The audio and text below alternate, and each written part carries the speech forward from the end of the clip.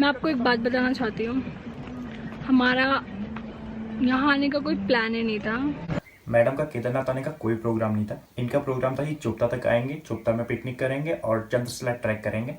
आने के बाद इनको पता चला कि नज़दीक में केदारनाथ धाम है जहाँ ये जा सकते हैं, यूट्यूब के लिए कंटेंट मिल सकता है जिसमें मसाला डाल इनके व्यूज़ और सब्सक्राइबर बढ़ जाए।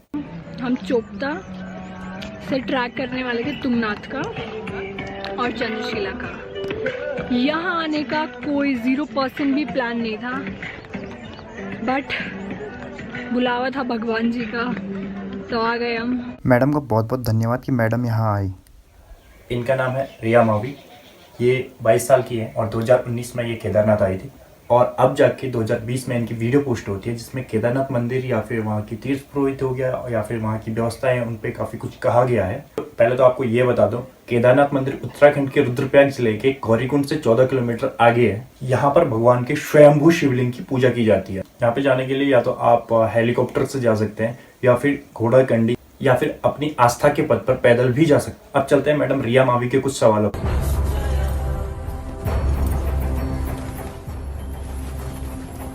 एक मिनट, ये वीडियो क्या बाथरूम से शूट की गई है? आप देख सकते हो ऊपर जो वीडियो चल रही है ये रिया मावी के द्वारा बाथरूम से शूट की गई है और जो नीचे वीडियो चल रही है छत से ली गई है जिसमें कि कोई ग्रिल नहीं आ रहा है। फोटो मैच कर सकते हो, बस फर्क इतना है कि मैडम ऊपर बाथरूम से ले रही है और हम नीचे जो छोटा सा छत दिखाई दे रहा है वहाँ से।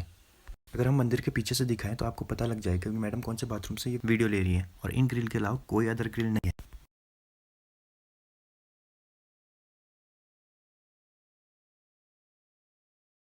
आप देख सकते हो जो हमारी वीडियो एक छत से ली गई है और मैडम रिया मावी की वीडियो बाथरूम से ली गई है। ये बाथरूम से भगवान की फोटो खींचने के लिए गई है। देख सकते हो हमारी वीडियो में कोई ग्रिल नहीं आ रखा, कोई बाउंड्री नहीं है, ना ही केदारनाथ में ऐसी कोई बाउंड्री है। मैडम रिया मावी की वीडियो में साफ दिखाई जा रही है बाथरूम की ग्रिल से। 55 गुजर गया मैडम। केदारनाथ के किसी भी एंगल से आप फोटो ले लो, हम बता देंगे कौन सी जगह से ले रखी है। आप हमारी वीडियो में देख सकते हो केदारनाथ मंदिर के पीछे से जो हमने व्यू आपको दिखाया है, सामने देख सकते हो आपको कोई भी ग्रिल नजर नहीं आ रही होगी। और सामने जहाँ पे ये रेड सर्कल कर रखा है हमने, वहाँ से भी रिया मैडम ने बाथरूम की खिड़की से ये वीडियो ले रखी है। इनकी श्रद्धा को तो पता चल गया होगा, ये बाथरूम से भगवान की फोटो खींच रही है, भगवान के दर्शन बाथरूम से कर रहे हैं। अब चलते हैं इनके सवालों में। वैसे तो आपकी ये हरकत देख के आपके सवालों को जवाब देने का बिल्कुल भी मन नहीं है, लेकिन आपने इतने लांछन लगा रखे तो उनका जवाब देना जरूरी है। How was your experience? Disappointing, very disappointing. मतलब इतनी शर्मिंदगी मुझे अपनी ज़िंदगी में कभी नहीं हुई जितनी मुझे आज यहाँ पे आई। मैडम को केदारनाथ आकर शर्मिंदगी हो रही है, क्या बोल सकते हैं? रीज़न एक पंडित, अगर तुम पैसा नहीं निकाल रहे हो ना तो वो पंडित तुमको टीका तक नहीं लगाएगा। ये तो मैडम बिल्कुल अनर्थ कह रही हैं। आज तक ऐसा कभी नहीं हुआ होगा और नहीं कभी होगा कि टीका लगने से पहले कोई पंडित आपसे पैसे मांगे या फिर आप उसको टीका लगने से पहले पैसे दें। टीका लगने के बाद आपकी इच्छा, आप देते हैं तो दो, नहीं देते हैं तो एक टीके में पंडित का कुछ नहीं जाता है। जो लोग बाथरूम से भगवान की फोटो ले सकते हैं वो तो ये कह ही सकते हैं पंडित ने पहले ही पैसे मांगे, वो तो कुछ भी कह सकते हैं। कोई तुम्हें मतलब एक शिवलिंग को शायद छूने की जगह भी नहीं मिलेगी। वो इसलिए क्योंकि केदारनाथ में एक दिन में हजारों श्रद्धालु आते हैं, हजारों लोग बाबा के दर्शन करते हैं।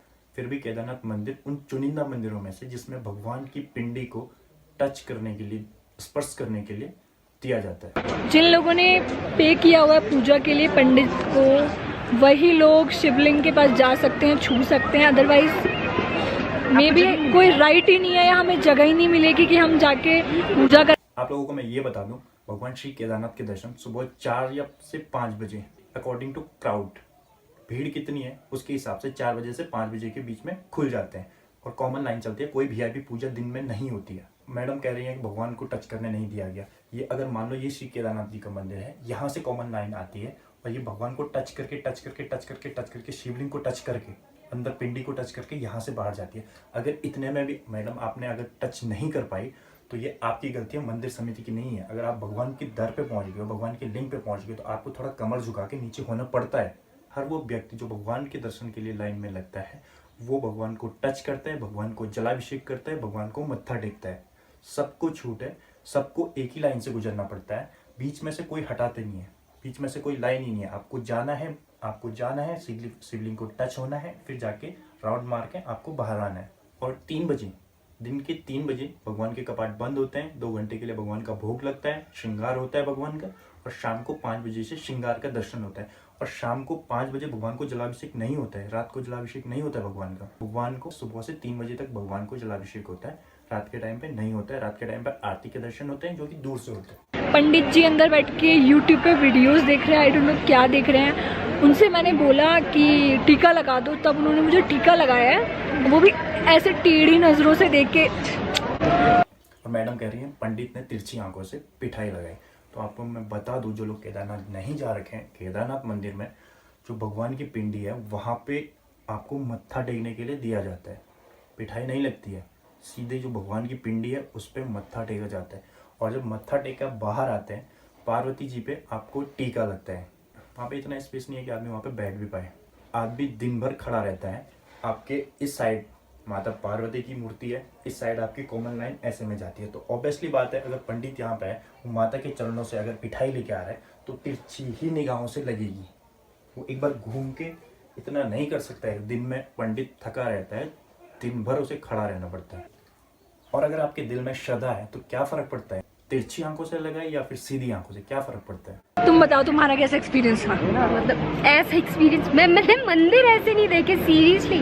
16 किलोमीटर का ट्रैक करके आ रहे हैं और ये लोग दिल्ली से इन्होंने भगवान को कमर्शियलाइज कर दिया है। ये इतने की पूजा कराओ, इतने का ये कराओ। मैडम को देख के लगता नहीं है कि मैडम ने कोई पूजा कराई होगी, लेकिन मैडम पंडितों के बारे में ज्ञान बांट रही है, जिसका इनको खुद पता नहीं यहाँ पे क्या रीतियां हैं, क्या रिवाज हैं, क्या हमारे हिंदू धर्म में कहा गया है, क्या लिखा गया है। बेलपत्र 500 रुपए का वो भी बेलपत्र, 3 पत्ती। 1100 रुपए की थाली, ठीक है, जो आप वहाँ जाके चढ़ाओगे, जिसमें शायद थोड़ा सा पानी होएगा, थोड़ा सा कुछ होएगा। मैडम जी को थाली का एक आइटम नहीं पता, ना ही इनके हाथ में कोई थाली है, लेकिन इनको 1100 रुपए की थाली महंगी लग रही है। केदारनाथ में 10 रुपए से इलायची दाना का प्रसाद स्टार्ट हो जाता है। 10 रुपए, 20 रुपए, 50 रुपए, 100 रुपए, जो आपकी श्रद्धा हो, जैसा आपको लेके जाना हो आप ले सकते हो। 50 रुपए की थाली लीजिए, 100 रुपए की लीजिए, 250 की लीजिए, 500 की लीजिए, वो आपकी श्रद्धा के ऊपर है। अगर आप 50 रुपए से नीचे की खरीदना चाहते हो तो 25 रुपए की थाली आती है। एक चुन्नी, 2 अगरबत्ती, इलायची दाना प्रसाद, अरहर की दाल, अक्षत्र, सिंदूर, पिठाई और आधा चम्मच घी, ये सब आपको 25 रुपए में मिल जाता है। तो आप 1100, जिसके बारे में आपको पता ना हो वो मत बोलिएगा, ठीक है। लेकिन 1100 रुपया एक थाली के लिए, जो जनरली इनको शायद 50 रुपए की भी नहीं पड़ती। और इन मैडम के तो सवाल के जवाब देते देते थक गया मैं। ये कह रही हैं 1100 रुपए की थाली का कॉस्ट 50 रुपए भी नहीं है। तो मैडम आपसे पूछना चाहूंगा, एक 200 ग्राम घी का डब्बा आपके यहाँ कितने का आता है? शहद की डिब्बी आपके यहाँ कितने की आती है? गुलाब जल की डिब्बी आपके यहाँ कितने की आती है? नारियल कितने का आता है? एक त्रिशूल कितने का आता है चांदी का? छत्र कितने का चांदी का? बेलपत्र कितने का आता है चांदी? भगवान का कलावा कितने का आता है? भगवान को चढ़ाए जाने वाला वस्त्र कितने का आता है? एक रुद्राक्ष की माला कितने की आती है? रश्मि कितने की आती है आपके? अगरबत्ती, चंदन, पिठाई, पता नहीं कितने आइटम रहते हैं उस थाली में, जो 1100 रुपए की मैडम बता रही है। और ये एक्चुअल कॉस्ट उसका 50 रुपए से नीचे बता रही है। अगर मैडम ऐसा है तो केदारनाथ के सारे दुकानदार आपसे कांटेक्ट करेंगे, आप उनको प्रोवाइड करिएगा। अगर आपको घी का डब्बा, 200 ग्राम घी का डब्बा आपको 2 रुपये में मिल रहा है, शहद का अगर आपको 25 पैसे या 50 पैसे में मिल रहा है, तो हम आपसे लेके आएंगे। हम क्यों फिर इतना पैसा खर्च कर रहे हैं? और रही बात महंगाई की, हाँ, केदारनाथ में जो भी आइटम आता है वो खच्चरों में आता है, जिसका रेट बढ़ जाता है। एक खच्चर का कॉस्ट गवर्नमेंट रेट है 2500 रुपये एक खच्चर का देना पड़ता है, जिसमें कि एक खच्चर में 60 बिस्लेरी की बोतल ही आती है और उसकी कॉस्ट 41 रुपये बस उसकी खच्चर की पड़ जाती है, एक बिस्लेरी की बोतल की। और उसकी एक्चुअल कॉस्ट आड़त अलग पड़ जाती है। हर चीज़ पे वहाँ पे आड़त और खच्चर का देना पड़ता है। तो वहाँ पे ऑब्वियसली बात है महंगा होगा। 18 किलोमीटर पैदल जा रहे हो, वहाँ पे जहाँ पे खाने का हर एक दाना 18 किलोमीटर पीठ में लाद के या फिर खच्चरों में आता है, जिसका हमें पे करना पड़ता है, वो तो महंगा होगा वहाँ पे। भगवान को बेच रहे हैं यहाँ पर, लग रही है ना? बेच दिया इन्होंने। सीरियसली कोई पूछेगा भी नहीं अंदर आपको कि टीका लगाना है, क्या करना है, कुछ नहीं। अंधाधुंध चल रहे हैं भीड़ में। जिन्होंने पे किया हुआ है 3600 रुपये पूजा के, स्टार्टिंग बता दिया तुम्हें, मैं तो फोटो खींच के लाई हूँ पूरा 5,000 रुपए की।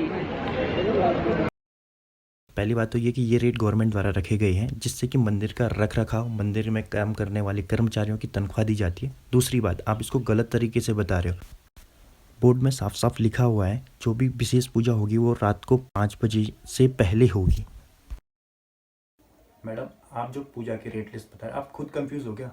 केदारनाथ मंदिर में दिन के टाइम में कोई भी स्पेशल पूजा नहीं होती है, कोई भी नहीं। और आप दिन के टाइम में आए थे, आप 1 घंटा केदारनाथ मंदिर में रहे और आपको ये कैसे पता कि रात में यहाँ क्या होता है? आप दिन के टाइम में केदारनाथ मंदिर में आए, आपने वो चीज़ देखी ही नहीं, तो आप उस चीज़ को कैसे जज कर सकते हो? जो आपने फोटो दिखा उसमें क्लियरली मेंशन है पूजा सुबह 5 बजे से पहले रात के 2 से 5 बजे के बीच में स्पेशल पूजा होती है, जिस टाइम मंदिर बंद रहता है। जिसकी श्रद्धा है वो अपना पर्ची कटा के अपना दर्शन कर सकता है। 10 मिनट, 15 मिनट, 20 मिनट के लिए भगवान की पिंडी पे बैठ सकता है रात के 2 बजे से रात के 5 बजे तक मात्र।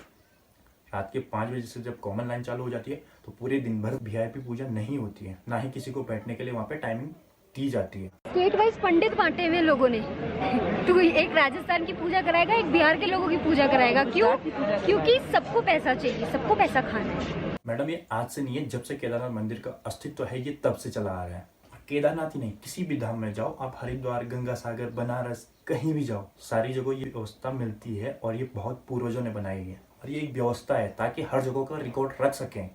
आपको अपनी दो पीढ़ी या 3 पीढ़ी के नाम पता होंगे, लेकिन इन पंडितों के पास आपकी पूरी जन्म कुंडली निकल जाएगी। आपकी कितनी पीढ़ी केदारनाथ आई है, कितनी पीढ़ी बद्रीनाथ गई है, कितनी पीढ़ी आपकी जो भी आपका मंदिर है कहीं कभी अगर गई है तो उनके पास पूरा रिकॉर्ड निकल जाता है। वो इसलिए स्टेट वाइज है। मोदी जी आते हैं तो उनके भी स्पेशल पंडा हैं, वो ही उनकी पूजा करते हैं। अंबानी जी आते हैं, उनके भी स्पेशल उनके पंडा होंगे, वही लोग उनकी पूजा करते हैं। और उन्हीं के पास उनके पूर्वजों का रिकॉर्ड है, ना कि किसी और के पास। उनकी 10 पीढ़ियाँ, 15 पीढ़ियाँ, 20 पीढ़ियाँ, जितनी भी पीढ़ियाँ केदारनाथ आई होंगी सबका रिकॉर्ड उनके पास है। जय भोले बाबा की। भगवान मन में होते हैं। यही बात तो मैं कब से आपको समझाना चाहता हूँ। भगवान मन में, आडंबर की जरूरत नहीं है। तिरछी पिठाई लगी उससे आपको फर्क नहीं पड़ना चाहिए था। भगवान के दर पे आए, भगवान के दर्शन किए, इससे आपको फर्क पड़ना चाहिए। मेरी जिंदगी का पहला मंदिर है जहाँ पे किसी ने टीका तक नहीं लगाया आज तक। मैंने बोल के लगवाया है। बाथरूम से अगर बाबा की फोटो लोगे, बाबा तो रुष्ट होंगे ही। भगवान सब देख रहा है, ऊपर वाला सब देख रहा है। भोले हैं वो, भोले की अदालत में समय नहीं लगता। भगवान ने आपको मंदिर के चौक में ही सबसे अलग कर दिया। सारे भक्त अलग और आपको अलग कर दिया भगवान ने।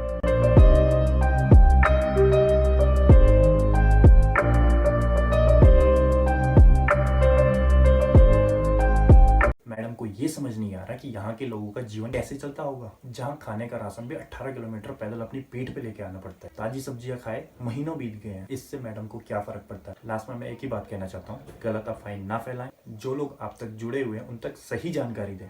धन्यवाद। बाबा केदारनाथ सब पर अपनी कृपा बनाए रखें। अगर आपको वीडियो अच्छा लगा तो प्लीज़ लाइक करें, शेयर करें और चैनल को सब्सक्राइब करें। धन्यवाद।